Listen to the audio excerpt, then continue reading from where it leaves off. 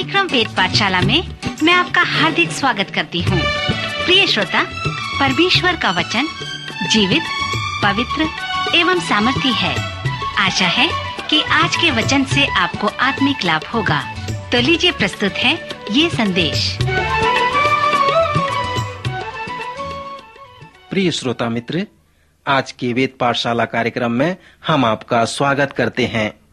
पवित्र शास्त्र के सर्वेक्षण में हम उत्पत्ति के 25 से 32 अध्यायों तक पहुंच चुके हैं और इन दिनों हम याकूब के जीवन से अध्ययन कर रहे हैं। हमने देखा कि याकूब ने अपनी माता, अपने पिता और अपने भाई को धोखा देकर पहलौठे का अधिकार एवं आशीष को छीन लिया। तब उसकी माता ने उससे कहा, याकूब, तुझे घर छोड़कर भागना है, क्योंकि तेरा भाई तुझे घात करना चाहता है।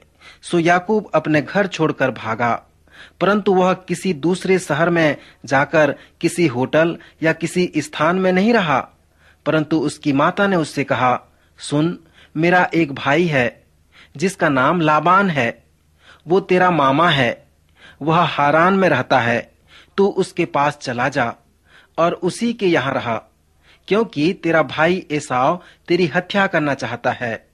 सो याकूब बेसेरबा से निकलकर हारान की ओर चल पड़ा। मित्र, यह बात याकूब के लिए एक महान चुनौती थी। घर छोड़कर चले जाना भयंकर बात है, परंतु याकूब अपनी जान बचाकर चला गया। जब रास्ते में रात हो गई, तब उसने किसी स्थान में एक पत्थर को लेकर अपना तकिया बनाया और उस स्थान पर सो गया। श्रोता, उस रात वहां पर उसे आत्मिक अनुभव मिला।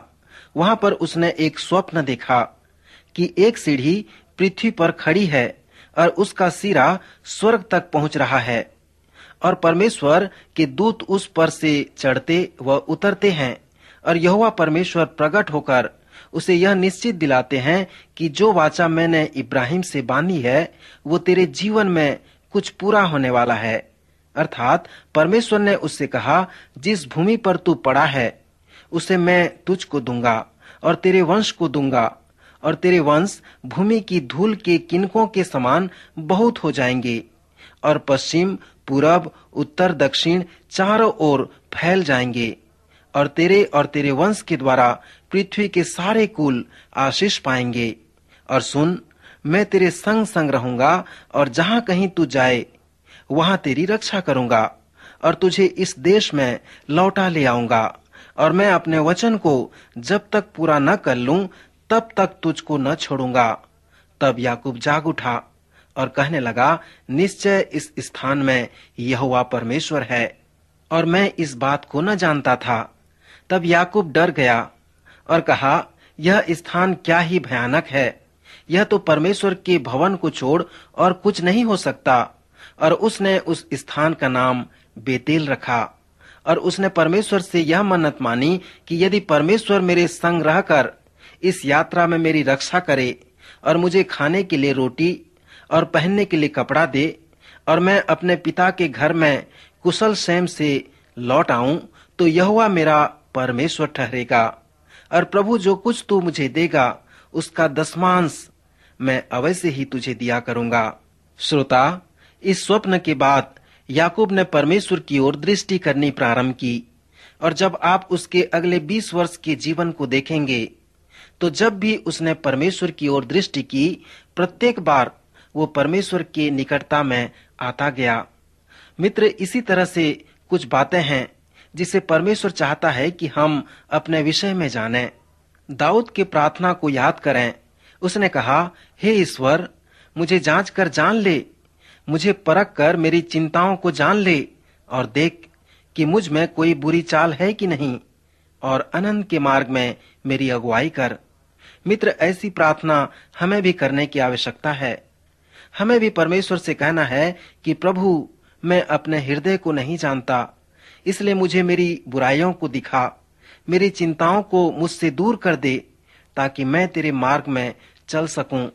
याकूब की समस्या यह थी कि वह धोखेबाज और अड़ंगा मारने हारा था, इसलिए परमेश्वर ने उसे उसके मामा लाबान के यहाँ 20 वर्ष तक रखा। मैं सोचता हूँ याकूब और लाबान की कहानी बहुत ही हास्यमय और परिहास के जैसी थी। जब याकूब लाबान से मिला तब उसने लाबान को अपना सब वृतांत कह सुनाया कि कैसे वो अपने भाई व पिता को धोखा देकर पहलोठे का अधिकार और आशीष छीन ले आया है। उसकी बात सुनकर लाबान मुस्कुराने लगा और कहा, तू सचमुच मेरी हड्डी में की हड्डी और मेरे मांस में का मांस है। यहाँ पर लाबान मामा यह सोच रहे हैं कि यद्यपि तू एक धोखेबाज है, पर मैं तेरे से भी बड़ा धोखेबाज हूँ। और मित्र, यह भी सच है, क्योंकि याकूब को लाबान के लिए 20 वर्ष कार्य करने पड़े। लाबान की 2 बेटियां थीं, जिनमें से बड़ी का नाम लिया और छोटी का नाम राहेल था। लिया की आंखें धुंधली थीं, पर राहेल रूपवती और सुंदर थी। सो याकूब, जो राहेल से प्रीति रखता था, उसने कहा, मैं तेरी छोटी बेटी राहेल के लिए 7 वर्ष तेरी सेवा करूंगा। लाबान तैयार हो गया, पर जब उसने 7 वर्ष की सेवा पूरी कर ली, तब याकूब ने लाबान से कहा, मेरी पत्नी मुझे दे दे, क्योंकि मेरा समय पूरा हो गया है। सो लाबान ने उस स्थान के सब मनुष्यों को बुलाकर इकट्ठा किया और उनकी जेवनार की। और सांझ के समय उसने अपनी बड़ी बेटी लिया को याकूब के पास ले गया। विवाह के दूसरे दिन जब याकूब ने देखा कि वह राहेल नहीं परंतु लिया है, उसने अपने मामा लाबान से कहा, यह तूने क्या किया? मैंने तेरे साथ रहकर जो तेरी सेवा की, सो क्या मैंने राहेल के लिए नहीं की? फिर तूने मुझसे ऐसा छल क्यों किया? तब लाबान ने याकूब से कहा, हमारे यहाँ ऐसी रीति नहीं कि जेठी के रहते दूसरी का विवाह कर दें, इसलिए 7 वर्ष और सेवा कर, तब राहेल को भी मैं तुझे दे दूंगा। सो इस तरह से लाबान भी उसको धोखा देता गया और याकूब 20 वर्ष तक उसकी सेवा करता रहा।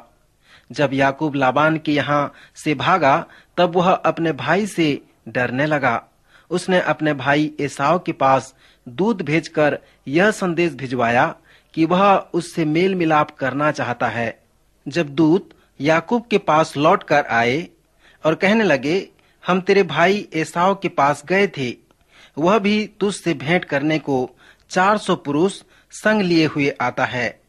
तब याकूब और भी भयभीत हो गया और उसी रात को वह उठा और अपने दोनों स्त्रियों और 11 लड़कों समेत यब्बोक नदी के पार उतर गया और परमेश्वर से प्रार्थना करने लगा।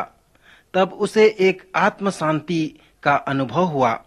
और जब याकूब अकेला रहा, तब कोई पुरुष आकर पौ फटने तक उससे मल्लयुद्ध करता रहा। जब उसने देखा कि मैं याकूब पर प्रबल नहीं होता, तब उसकी जांग की नस को छुआ। सो याकूब की जांग की नस उससे मल्लयुद्ध करते ही चढ़ गई। तब उसने कहा, मुझे जाने दे, क्योंकि भोर हो गया है। याकूब ने कहा, जब तक तू मुझे आशीर्वाद न दे, तब तक मैं तुझे जाने न दूंगा। उसने याकूब से पूछा, तेरा नाम क्या है? उसने कहा, याकूब। फिर उसने कहा, अब से तेरा नाम याकूब न होगा, परंतु इस्राएल होगा, क्योंकि तू परमेश्वर से और मनुष्य से भी युद्ध करके प्रबल हुआ है।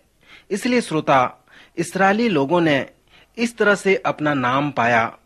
इस्राएल शब्द का अर्थ है योद्धा या लड़ने वाला। यद्यपि याकूब एक धोखेबाज और अड़ंगा मारने वाला था, परंतु वह योद्धा या लड़ने वाला भी था। इब्राहिम परमेश्वर के लोगों का पिता ठहरा और याकूब से उनका नाम इस्राएल रखा गया। परमेश्वर ने याकूब का नाम इस्राएल इसलिए रखा क्योंकि यह उनके हृदय की युद्ध थी। परमेश्वर ने कहा कि मैं तुझे योद्धा कहूंगा, क्योंकि राजा की तरह तूने परमेश्वर से युद्ध किया है और तेरा प्राण बच गया है। अब तूने मेरी ओर फिर दृष्टि की है, क्योंकि 20 वर्ष पहले जब तू घर छोड़कर अपने मामा लाबान के यहाँ जा रहा था, तब रास्ते में तूने जो स्वप्न में देखा था और मेरी ओर दृष्टि की थी और मुझे पाया था। परमेश्वर ने यह भी कहा, याकूब, तू जानता है कि जो आशीष तुझे मिली है वो तुझे तेरे चालाकी और तेरे बुद्धिमानी से नहीं मिली, परंतु इसलिए मिली है क्योंकि मैंने तुझे आशीषित किया है। याकूब के जीवन से हम कुछ और सच्चाइयों को प्राप्त कर सकते हैं। जब तक परमेश्वर ने याकूब को नहीं तोड़ा तब तक उसे आशीषित भी नहीं किया। पवित्र शास्त्र में स्पष्ट रूप से बताया गया है कि हमें यहोवा की बाट जोहते रहना चाहिए। कुछ लोग हैं जो प्रतीक्षा नहीं करते, वे घूमते रहते हैं और प्रतिदिन किसी न किसी कार्य को होते हुए देखना चाहते हैं। याकूब भी इसी तरह का व्यक्ति था और हम में से बहुतेरे भी ऐसे ही होते हैं। हम सोचते हैं कि दूसरे वस्तुओं की तरह हम आत्मिक आशीषें यूं ही प्राप्त कर लेंगे। मैं विश्वास करता हूं कि याकूब के जीवन कहानी हमें एक सच्चाई को बताती है। परमेश्वर ने इस मनुष्य को, जो धोखेबाज था, जो प्रतीक्षा नहीं कर सकता था, ऐसे मनुष्य को उसने आशीष दी। परमेश्वर ने उसे एक स्थान में स्मरण दिलाया जो यब्बोक कहलाता है। इब्रानी में यब्बोक शब्द का अर्थ है दौड़ना या भागना।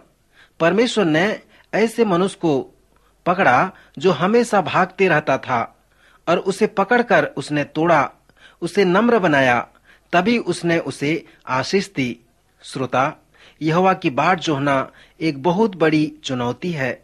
जब हम यहोवा की बाट जोहते हैं तब वो हमारे विश्वास को दृढ़ करता है, हमें स्थिर करता है, और जब नम्रता और दीनता के साथ उसकी बाट जोहते रहते हैं तब ठीक समय पर अर्थात अपने ही समय पर वो हमें आशीषित करता है। जब परमेश्वर ने याकूब को यब्बोक के पार लिया तब उसके साथ उसने युद्ध की, उसके जांग की नस को चढ़ाकर उसे अपंग बना दिया। तब याकूब, जो और भाग नहीं सकता था, प्रभु की प्रतीक्षा करने लगा और तभी उसने परमेश्वर से सारी आशीषें प्राप्त की। सो मित्र, यही है याकूब के जीवन से संदेश जिसे हम सीख सकते हैं। अंत में जब याकूब अपने भाई एसाव से मिला तब उसने उससे कहा, परमेश्वर ने मुझ पर बड़ी करुणा करके मेरी अगुवाई की है। आज जो कुछ मेरे पास है वो मेरे चतुराई के कारण नहीं है, परंतु परमेश्वर के अनुग्रह के द्वारा मुझे मिला है, जिसने मेरी अगुवाई की। सो मित्र, आज हमारा समय यहाँ समाप्त हो रहा है। अगले कार्यक्रम में हम यूसुफ के जीवन का अध्ययन करेंगे। सो अवश्य ही अध्याय 37 से 50 तक पढ़ें। प्रभु आज के वचन द्वारा आप सबों को आशीष दे। आइए प्रार्थना करें। हमारे स्वर्गीय पिता परमेश्वर, आज के सुंदर वचन के लिए आपका धन्यवाद करते हैं। प्रभु, आप हमारे सभी भाई बहनों को आशीष दें, उनकी सहायता करें, उनकी अगुवाई करें, ताकि वे सब आपके मार्ग पर चल सकें, आपका भय मान सकें। हमारे उद्धारकर्ता प्रभु यीशु मसीह के नाम से प्रार्थना मांगते हैं, आमीन।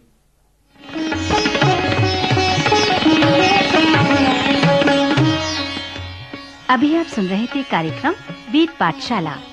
श्रोता, हमें विश्वास है कि इस कार्यक्रम के द्वारा आपको आशीष मिली है। यदि इस कार्यक्रम के विषय में अधिक जानकारी प्राप्त करना चाहते हैं या बाइबल अध्ययन से संबंधित कोई प्रश्न हमसे पूछना चाहते हैं, तो आप हमें इस पते पर लिखें। हमारा पता है कार्यक्रम Ved Pathshala, Vishwavani, post box number 731, Faridabad 7, Haryana. पता एक बार फिर से सुन लीजिए। कार्यक्रम Ved Pathshala, Vishwavani, post box number 731, Faridabad 7, Haryana. तो इसी के साथ आज के कार्यक्रम का समय यहीं पर समाप्त होता है। अगले कार्यक्रम में आपसे फिर भेंट होगी। तब तक के लिए हमें आज्ञा दीजिए। नमस्कार।